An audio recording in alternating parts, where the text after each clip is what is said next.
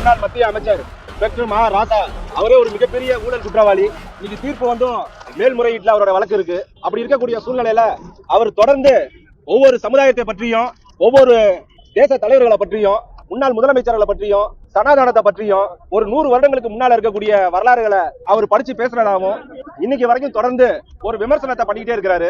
பெரியார்கிட்ட போய் வஉசி செஞ்சினதா ஒரு அபாண்டமான குற்றச்சாட்டு சொல்றாரு. கேட்டா அது பெரியார் தன்னோட புத்தகத்துல எழுதியிருக்கிறதா சொல்றாரு. பெரியார் எழுதுறது எல்லாமே உண்மைங்கிறது ஆகாது. ரெண்டாவது விஷயம், இதை இப்ப பேச வேண்டிய அவசியமும் கிடையாது.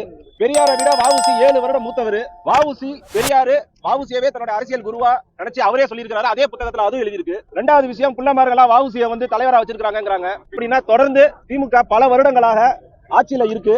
எத்தனை இடத்துல வஉசி சிலையை திமுக நிறுவி இருக்கு, அல்லது தமிழக அரசு நிறுவி இருக்கு? ஒரு இடத்துல கூட கிடையாது. இதுக்கு அவர் செவிசாச்சு உடனடியா பகிரங்கமா பொது மன்னிப்பு கேட்கல அப்படின்னா மிகப்பெரிய அளவுல தமிழகம் எங்கும் அனைத்து மாவட்டங்களிலும் மிகப்பெரிய அளவுல போராட்டம் வெடிக்கும்.